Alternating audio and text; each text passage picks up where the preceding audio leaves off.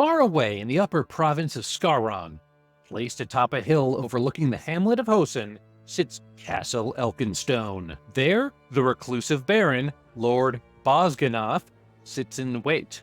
But for what?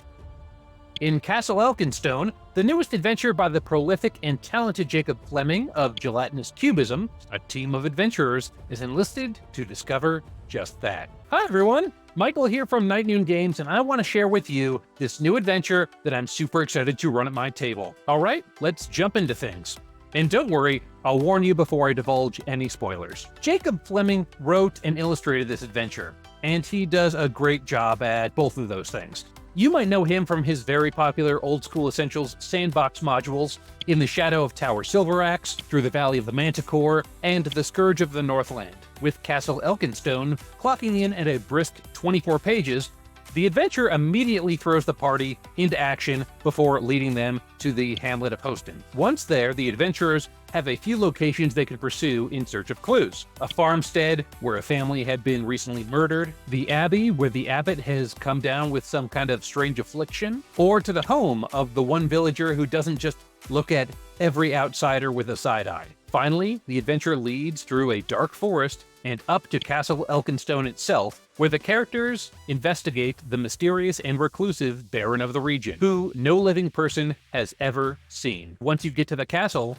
it's a classic dungeon crawl from there. One thing I noticed about Jacob's writing when I was reading this module is that it doesn't adhere to the usual bulleted lists and succinct phrases that you might see in a lot of OSR modules that are coming out today. Instead, he uses prose extensively. Personally, I don't mind this, but if you're going to run this adventure for your party, you might want to take a few notes beforehand and just jot down the key words or phrases from each scene or from each room in the dungeon, so you don't have to read a paragraph or two beforehand to refresh yourself. There is a benefit to this prose though. It really helps set the scene, and it really adds that sort of spooky and scary tone to the adventure that I know Jacob was going for. And I think without that kind of prose, some of that might be lost to a GM who then wouldn't be able to communicate that with their players. Oh, and I should mention that Castle Elkenstone is written for Advanced Dungeon Goons. This is Jacob's excellent hack of Nate Tremay's any-winning Tunnel Goons.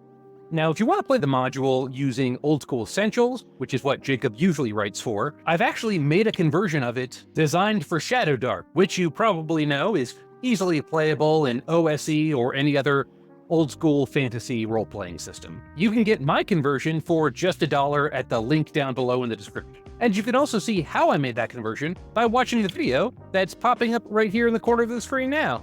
See? There it is.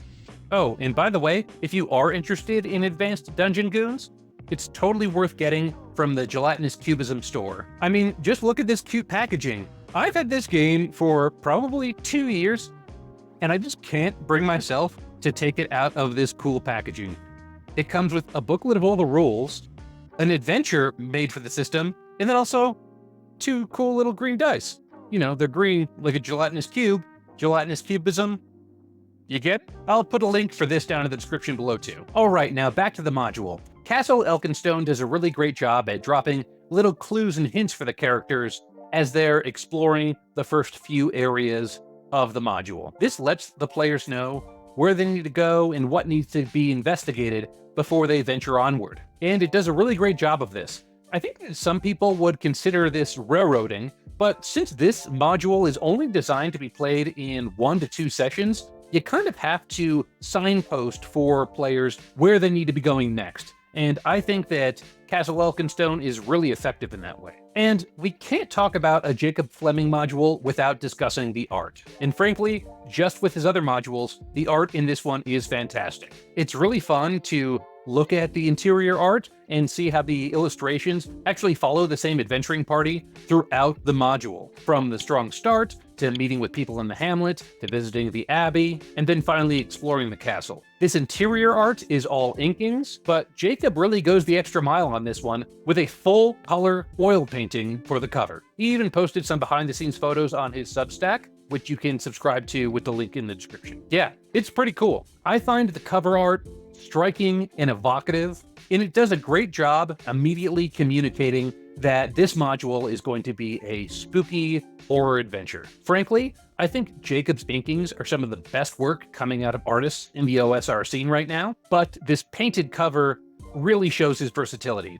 Overall, the art in this zine is a total home run. Before we get to the spoilery part of my review, I just wanted to let you know that I'm gearing up for my latest Kickstarter campaign.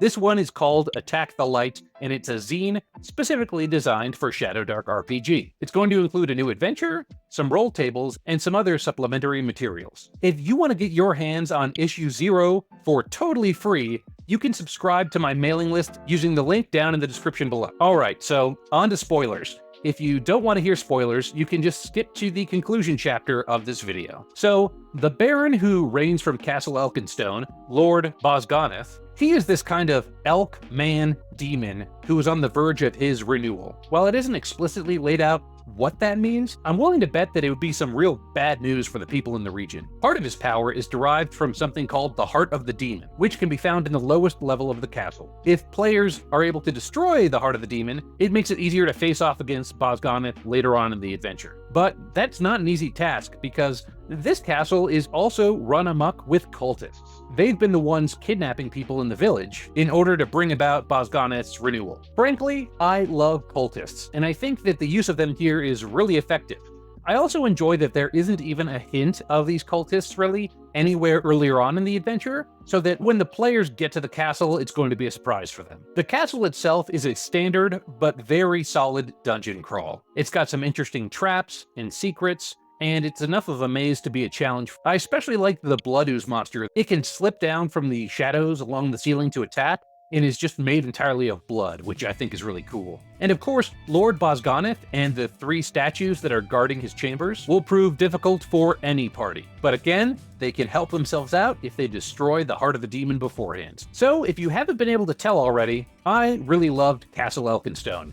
It's a great adventure to run, whether you're going to do it in Advanced Dungeon Goons, Shadowdark, or any other OSR system. I'm really excited to be running this for my table sometime soon. While the adventure is designed to be played in 1 to 2 sessions, I think that kind of depends on your group. If you play longer sessions and your group is really down to business, I could totally see how you could cover everything in just 1 session. But with my groups, who tend to be a little bit more social, I think it would definitely take 2. If you only had 1 session or just 3 or 4 hours, I think it'd be really easy just to pick up the adventure with the characters going through the woods, or even just on the verge of entering the castle. I also think this module is versatile enough to just drop into any fantasy campaign that you're already running. You can just use it as its own adventure arc. As for the pricing, the module itself is just $6 for the PDF, and physical copies are available for $10. So you're not going to be put out by the price of this thing. And remember, if you're looking to play this in Shadowdark or OSE, you can get my conversion of the module for just $1.